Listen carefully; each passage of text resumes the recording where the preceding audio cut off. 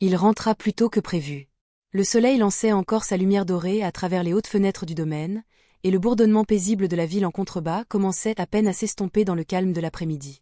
Adrien Marleau, un homme admiré pour sa réussite en affaires et envié pour sa richesse, franchit les portes en chêne poli de sa maison avec l'intention de surprendre sa famille. Il pensait trouver sa femme en train de lire dans le jardin, ou peut-être sa petite fille jouant avec ses crayons dans la véranda lumineuse. Mais ce qu'il vit à la place creusa dans son âme une blessure qui ne guérirait jamais vraiment. Avant de poursuivre ce voyage déchirant mais inspirant, si vous croyez en la gentillesse, au pardon et au pouvoir des secondes chances, prenez un moment pour aimer cette vidéo, la partager et abonnez-vous ensemble. Nous pouvons continuer à partager des histoires qui nous rappellent la bonté que le monde recèle encore. La fille d'Adrien, Clara, n'avait que 6 ans. Ses cheveux brillaient comme le soleil et ses yeux, si clairs, reflétaient l'innocence même. Depuis la perte de sa mère, elle était devenue tout son univers, sa raison de sourire après de longues journées éprouvantes. Lorsqu'Adrien se remaria, il espéra que Clara trouverait enfin du réconfort auprès d'une figure maternelle. Pendant des mois, il se persuada que sa nouvelle épouse, Céline, prenait soin de l'enfant. Mais cet instant figé dans le couloir fit voler ses illusions en éclats. Il vit Céline lever le pied et frapper Clara, faisant tomber une de ses béquilles. La petite trébucha, son corps fragile tremblant tandis qu'elle tentait de garder l'équilibre. Le spectacle était insupportable. Sa fille, déjà marquée par la faiblesse de ses jambes depuis sa naissance, était traitée avec cruauté dans la maison même qui devait la protéger. Adrien s'était toujours cru un homme prudent, surveillant chaque transaction, analysant chaque risque. Pourtant, il réalisa qu'il avait failli à la plus sacrée de toutes les responsabilités, protéger son enfant. Son souffle se coupa. Une seconde, il hésita. Devait-il crier, courir, ou s'effondrer? Le léger gémissement de Clara rompit le silence, et le cœur d'Adrien se brisa. À cet instant, chaque accord, chaque dollar, chaque victoire au conseil d'administration ne signifiait plus rien face aux larmes sur les joues de sa fille. Ignorant la présence d'Adrien, Céline cracha des mots sifflants qui fendaient l'air comme des couteaux. Elle gronda Clara pour sa lenteur, pour avoir renversé de la nourriture plus tôt, pour être un fardeau. Son visage se tordait de frustration, comme si cet innocent enfant n'était rien d'autre qu'un poids insupportable. Alors Adrien s'avança, la voix tremblante d'une rage contenue. La grande demeure, si souvent emplie de rires ou du bruissement des soirées tranquilles, se transforma soudain en salle d'audience où la vérité éclata. Clara, comprenant la présence de son père, se précipita vers lui de toutes ses forces, ses petits bras serrés autour de ses jambes. Son corps tremblait tandis qu'elle enfouissait son visage dans son costume.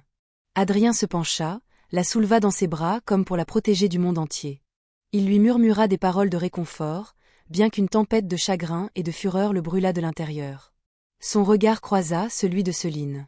Dans ses yeux, il ne vit aucun remords, seulement la peur de ce que sa cruauté venait de déclencher.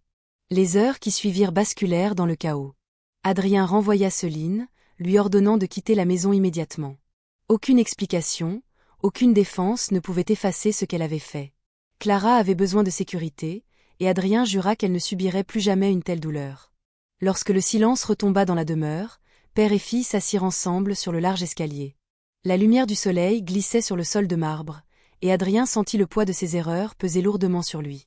Il avait fait le mauvais choix, non seulement en se remariant, mais aussi en supposant que le silence de sa fille signifiait le bonheur.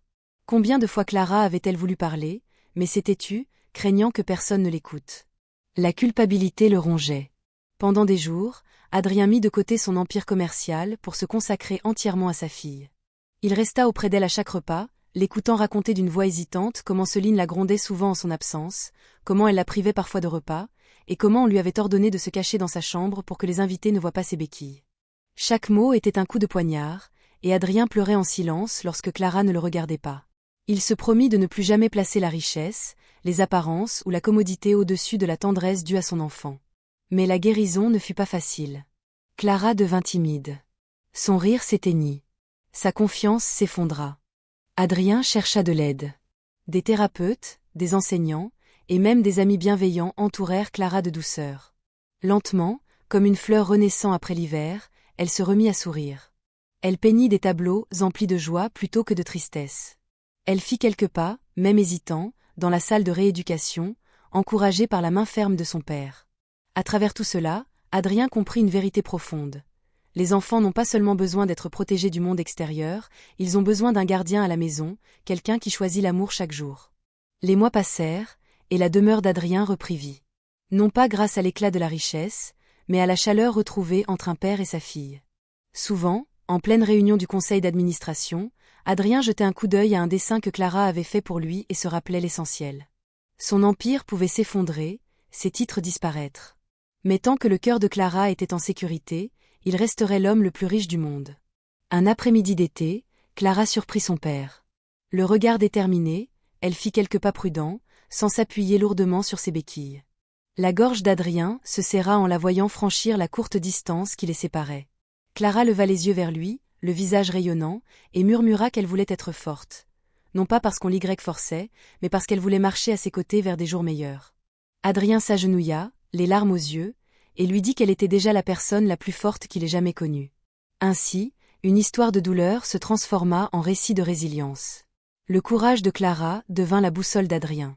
Il commença à soutenir des associations caritatives pour les enfants handicapés, à financer des centres de rééducation et à créer des bourses d'études au nom de sa fille. Chaque acte de bonté qu'il offrait au monde s'enracinait dans la leçon qu'il avait apprise. La richesse ne signifie rien sans compassion. Le succès est vide sans amour. Et le devoir d'un père est de préserver la lumière du cœur de son enfant à tout prix. Si cette histoire vous a touché, prenez un instant pour aimer cette vidéo, la partager avec vos proches et abonnez-vous. Votre soutien nous aide à continuer de créer des récits qui rappellent les valeurs les plus profondes de l'humanité. L'amour, la résilience et la force de protéger les innocents. Avant de terminer, laissez un commentaire spécial ci-dessous, écrivez « Chaque enfant mérite l'amour », si vous croyez qu'aucun enfant ne devrait souffrir en silence. Adrien n'oublia jamais le jour où il rentra plus tôt que prévu. Ce qui avait commencé comme un instant d'horreur devint le tournant qui transforma sa vie. À travers les larmes, les erreurs et les secondes chances, lui et Clara bâtirent une existence où la gentillesse n'était plus une option, mais une nécessité. Et si le monde voyait en Adrien Marleau un puissant millionnaire, Clara connaissait la vérité. Il était avant tout un père qui avait choisi l'amour plutôt que tout le reste.